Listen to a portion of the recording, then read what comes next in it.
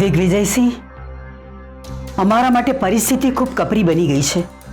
પહેલા અર્જુનસિંહ, પછી અમે, અને હવે બા, અમારી ચિંતા ના કરશો. અમને કઈ નહીં થાય. અમને અર્જુનસિંહની ચિંતા થઈ રહી છે. જોકે અમને એમના ઉપર વિશ્વાસ છે કે મીનાક્ષીનું ખૂન એમણે નહીં કર્યું હોય. તમને શું લાગે છે મીનાક્ષીનું ખૂન અમે કર્યું છે? તમે કર્યું છે? ના બા, મીનાક્ષીનું ખૂન અમે નથી કર્યું. અમારા માણસે અર્જુનસિંહને મીનાક્ષીના ઘર પાસે ઉભેલા જોયા હતા. અમે તો અમારા માણસને મીનાક્ષીને મારવા માટે ગન આપીને મોકલ્યા હતા. પણ મીનાક્ષીનું મર્ડર ચાકુથી થયું છે. ને અર્જુનસિંહ પાસે ચાકુ હતું, એનો અર્થ એ કે મીનાક્ષીનું મર્ડર અર્જુનસિંહે કર્યું છે. ખબરદાર, ખબરદાર, જો અર્જુનસિંહનું નામ પણ લીધું છે તો હમણાં જે બોલ્યા એ શબ્દો ફરી ક્યારેય ના બોલતા.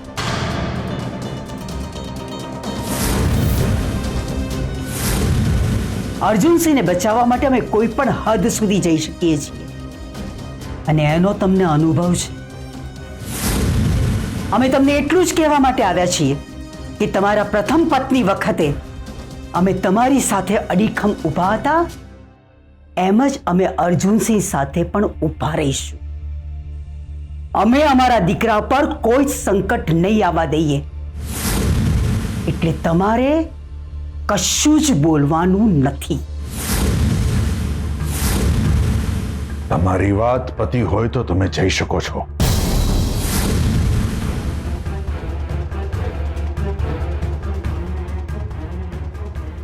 અને હા, જતા જતા એક વાત સાંભળી લો બા.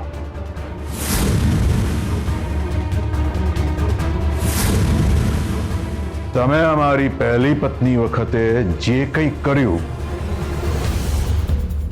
એ આમ વારંવાર કઈ સંભળાવવાની જરૂર નથી.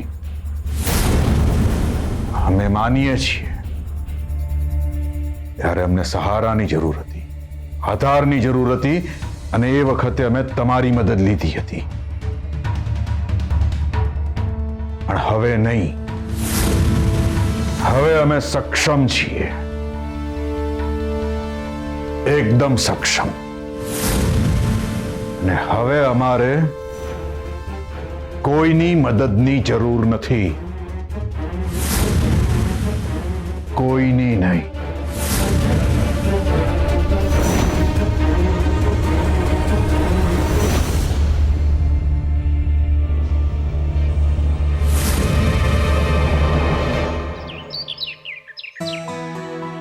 રાજકોટ જવાનું ફરીથી કેન્સલ કરું. પણ ફરીથી મીટિંગ ફિક્સ કરી દેજો ને. કેવી રીતે કરું?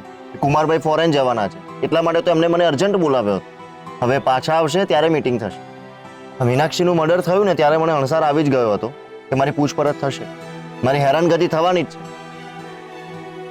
પણ હવે મારાથી સહન નથી થતું. વિઠ્ઠલ ભાભી, આ તમારા મેડમ છે ને સાચે જ વિચિત્ર છે. અને જો આવું ને આવું રહ્યું ને તો મારાથી કંઈક ના બોલવાનું બોલાઈ જશે. ના અર્જુનભાઈ, એવું જરાય ના કરતા, નહીં તો એ તમને વધારે હેરાન કરશે. અર્જુનભાઈ, તમને એક પ્રશ્ન કરું?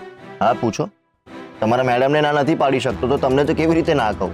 એવું નહીં અર્જુનભાઈ, પણ હું આ ડિપાર્ટમેન્ટમાં જ છું અને મીનાક્ષી મર્ડર કેસની આડકતરી રીતે તપાસ કરી રહી છું, એટલે મારા મનમાં અમુક પ્રશ્નો થતા હતા. હા હા, પૂછો, વાંધો નહીં. અર્જુનભાઈ, તમે છરો લઈને મીનાક્ષીના ઘરે શું કામ ગયા હતા? કારણ કે મને બહુ જ ગુસ્સો આવ્યો હતો જ્યારે એને ગોપીને જાનથી મારી નાખવાની ધમકી આપીને ત્યારે જ મેં નક્કી કરી લીધું કે આનાથી ગમે તે રીતે છુટકારો મેળવવો પડશે. હું એની સાથે ડિવોર્સની વાત કરવા માટે ગયો હતો. પણ છરો લઈને? હા, કારણ કે તમે તો જાણો જ છો તેને ધમકીની ભાષા સિવાય બીજી કોઈ જ ભાષા સમજાતી નથી. જાણો છો ને? અરે હું છરો લઈને ખાલી એને ડરાવવા માટે ગયો હતો. વિઠ્ઠલ ભાભી, હું ગુસ્સામાં કંઈ પણ બોલી લઉં, પણ કોઈનો જીવ લેવાની હિંમત મારામાં નથી. ને ભલે ગમે તે હોય, પણ એક સમયે મેં એને પ્રેમ કર્યો હતો. એ મરે એના પાપે, શું કામ મારું એને? હું એને મારવાના ઈરાદે ગયો જ નહોતો. એટલે અર્જુનભાઈ, તમે કંઈ જ નથી કર્યું ને? હા, પણ અર્જુનભાઈ, તમે આ બહુ ખોટું કર્યું. તમારે છરો લઈને જવાની જરૂરત જ નહોતી. હવે તમે મહેશ્વરી મેડમની આંખમાં આવી ગયા ને. હવે અમારી દુશ્મની તમારા ઉપર કાઢી અને તમને ખોટી રીતે હેરાન કર્યા કરશે. પણ આવી રીતે તું કામ ધંધો કેવી રીતે કરીશ? કંટાળી જઈશું. હિટલ ભાભી, આ મહેશ્વરી મેડમને રોકવાનો કોઈ ઉપાય નથી? નથી. પણ અર્જુનભાઈ, આપણે એને રોકીશું. તમે આ ખૂન કર્યું જ નથી, એટલે હું તમને પ્રોમિસ આપું છું કે હું ગમે તે રીતે તમને બચાવીશ. તમને કંઈ જ નહીં થવાતું. મહેશ્વરી મેડમ પાસે તમે છરો ખરીદ્યો એ એક જ પુરાવો છે. એટલે એ છરાને મર્ડર વેપન તરીકે પ્રૂફ કરે ને, એ પહેલા આપણે પ્રૂફ કરવું પડશે કે એ છરો તમે ઢાબાના કામ માટે ખરીદ્યો હતો. હા, બરાબર. અર્જુનભાઈ, ક્યાં છે એ છરો?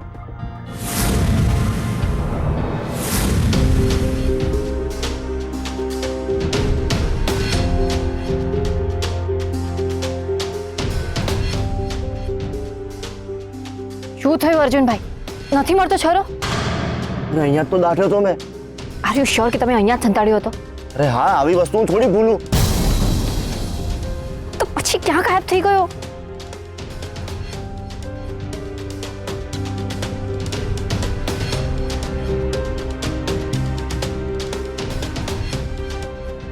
હવે શું કરીશું? અર્જુનભાઈ, આ તો બહુ મોટો પ્રોબ્લેમ થઈ ગયો. તમને નિર્દોષ સાબિત કરવા માટે ગમે તે રીતે છરો તો મેળવવો જ પડશે. અર્જુનભાઈ, તમે તો કહો છો કે કન્ફર્મ તમે છરો અહીંયા જ સંતાડ્યો હતો, રાઈટ? પછી અહીંયાથી ગાયબ ક્યાં થઈ ગયો? કદાચ તમને આ છરો સંતાડતા કોઈ જોઈ ગયું હશે, અને જે જોઈ ગયું હશે ને એને જ આ છરો કાઢી લીધો હશે.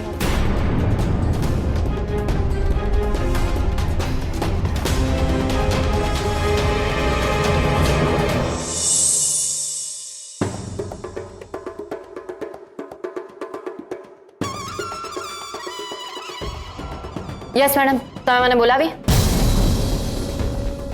હર્ષવર્ધન ગમે તેવો હોય, એને પોતાના સિનિયર્સના ઓર્ડર ફોલો ના કર્યા હોય એવું મેં ક્યારેય નથી સાંભળ્યું. અને જ્યારે તું સિનિયર્સના ઓર્ડર ફોલો નથી કરતી, પોતાની મરજી મુજબ કામ કરે છે. એક મિનિટ મેડમ, તમે તો ડાયરેક્ટ મારા ઉપર આરોપ જ લગાડી દીધો. પહેલા કહો તો ખરી કે મેં શું કર્યું છે? ચટાપ! તો મીનાક્ષી મર્ડર કેસમાં શું કરી રહી છે ને શું નહીં એની મને ખબર નહીં પડતી હોય એવું લાગે છે તને? કોની પરવાનગીથી તે સીસીટીવી ફૂટેજ કલેક્ટ કર્યા? મેં તને ના પાડી છે ને કે આ કેસથી તારે દૂર રહેવાનું. શું કામ દોઢ ડાઈ બને છે? મેડમ, થોડા શાંત થઈ જાઓ. આટલી બૂમો ના પાડો. અરે, તમને બીપીનો પ્રોબ્લેમ થઈ જશે. અને હું તો તમારા જ ઓર્ડર્સ ફોલો કરી રહી છું. તમે મને કહ્યું કે મીનાક્ષી મર્ડર કેસમાં માથું નહીં મારવાનું, તો નથી મારતી. તો પછી સીસીટીવી ફૂટેજ શું કરવા મંગાવ્યા? અરે મેડમ, એ તો તમે મને બાઇક ચોરીનો કેસ સોલ્વ કરવા આપ્યો ને, તેમાં મને ખબર પડી કે બાઇક ચોરી કરનાર મીનાક્ષીના ઘરની આજુબાજુ ફરતો હતો, એટલે મેં તેના સીસીટીવી ફૂટેજ મંગાવ્યા. એટલે મીનાક્ષીના ઘરની આસપાસ જ ચોરો તો એમ કેવું છે તારું? હા, એટલે નજરે જોનારાઓનું તો એવું જ કહેવું છે. અને મેડમ, આપણું ગામ કેટલું, અને એમાં પણ બાઇક ચોરી થઈ ત્યાંથી મીનાક્ષીના ઘરે જવાનો એક જ રસ્તો છે. એટલે મેં ત્યાંના સીસીટીવી ફૂટેજ મંગાવ્યા અને ચેક કરાવ્યા. એમાં શું ખોટું કર્યું? અને હવે તમે કેસ સોંપ્યો છે તો સોલ્વ તો કરવો જ પડશે ને, નહીં તો પાછા તમે જ મને કહેશો કે બાઇક ચોરીનો કેસ સોલ્વ નથી કરી શકતી તો મર્ડરનો કેસ કેવી રીતે સોલ્વ કરીશ? એટલે મેં તો ચેક કરાવ્યા. તમને કોણે કહ્યું કે મેં સીસીટીવી ફૂટેજ ચેક કરાવ્યા? તમારા ઇન્ફોર્મરે ને? સાચું કહો મેડમ, આ તમારો ઇન્ફોર્મર જ એક હિસ્ટ્રી શીટર સાથે ફરે છે, અને તમે એને કંઈ બોલવાને બદલે તમારા આસિસ્ટન્ટને ખખડાવી રહ્યા છો. This is not fair madam. Shut up and get out. Thank you madam, thank you so much. શું છે કે તમે મને ફ્રી કરી દીધી. આ બાઇક ચોરી કેસના ઘણા બધા કામ પેન્ડિંગ છે. Thank you. હા,